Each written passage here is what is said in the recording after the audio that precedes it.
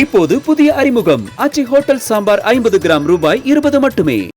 இன்று பிற்பகல் பெங்களூரு செல்கிறார் தமிழக காங்கிரஸ் தலைவர் செல்வ பெருந்தகை. இது தொடர்பான முக்கிய செய்தியை நாம் பார்த்து வருகிறோம். தொடர்ந்து கூடுதல் விவரங்களோடு இணைகிறார் எமது செய்தியாளர் பாரதிராஜா. பாரதிராஜா, வணக்கம். இந்த பெங்களூரு பயணத்தின் பின்னணி என்ன, நமக்கு கிடைத்திருக்கக்கூடிய தகவல்கள் என்ன, விரிவாக பதிவு பண்ணுங்க.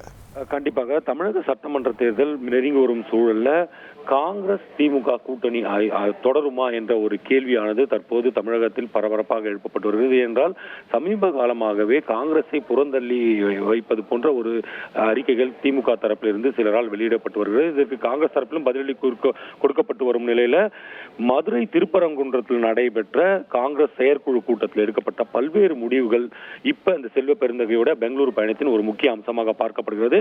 இன்று பிற்பகல் பெங்களூரு செல்லும் தமிழக காங்கிரஸ் தலைவர் செல்வ பெருந்தகை அவர்கள் அங்கு காங்கிரஸ் தேசிய தலைவர் மல்லிகார்ஜுனா கார்கேவின் மகன் பிரியங்கா கார்கேவை சந்திக்க இருக்கிறார் என்பது முக்கியமாக பார்க்கப்படுகிறது. இந்த சந்திப்பின் போது பல்வேறு விஷயங்கள், குறிப்பா மதுரையில் நடந்த அந்த செயற்குழு கூட்டத்தில் எடுக்கப்பட்ட தீர்மானங்கள், அந்த 7 தீர்மானங்கள் எடுக்கப்பட்டதல்வா, அந்த தீர்மானங்கள் குறித்து அவரிடம் ஆலோசனை நடத்தலாம் என்று பார்க்கப்படுகிறது. குறிப்பா சமீப காலமாக காங்கிரஸ் தரப்பிலிருந்து திமுகவிற்கு கூட்டணி தொடர்பாக பேச்சுவார்த்தை நடத்த அழைப்பதற்கு மதிப்பு கொடுக்கவில்லை திமுக என்ற ஒரு குற்றச்சாட்டு எழுந்துள்ளது. அது மட்டுமல்ல, காங்கிரஸை திமுகவினர் விமர்சித்து வருகிறார்கள் என்ற ஒரு விஷயத்தையும் மாணிக்கம் தாக்கூர் அவர்கள் மிக தெளிவாக குறிப்பிட்டிருந்தார். இது தீர்மானமாகவும் நிறைவேற்றப்பட்டது என்பது குறிப்பிடத்தக்கது. சரி, இது ஒரு புறம் இருக்க, மறுபுறம் மகளிர் உரிமை தொகையை மட்டும் வைத்து திமுக தங்களது வெற்றியை கொண்டாடிவிட முடியாது என்ற ஒரு விஷயத்தை காங்கிரஸ் கட்சியைச் சேர்ந்த பிரவீன் சக்கரவர்த்தி அவர்கள் தெரிவித்திருக்கிறார்கள். என்றால் இந்த மகளிர் உரிமை தொகை அறிமுகப்படுத்தப்பட்ட மாநிலங்களில் 9 மாநிலங்களில் 5 மாநிலங்களில் காங்கிரஸ் தோல்வியை தழுவியுள்ளது.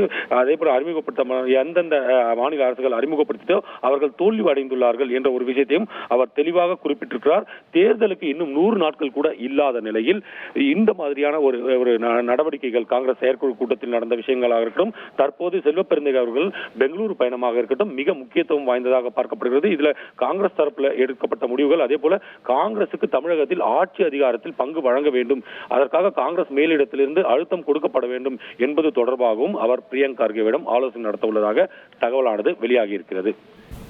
நன்றி பாரதிராஜா, உங்கள் விரிவான தகவல்களுக்கு. இப்போது புதிய அறிமுகம் ஆச்சி ஹோட்டல் சாம்பார் 50 கிராம் ரூபாய் 20 மட்டுமே.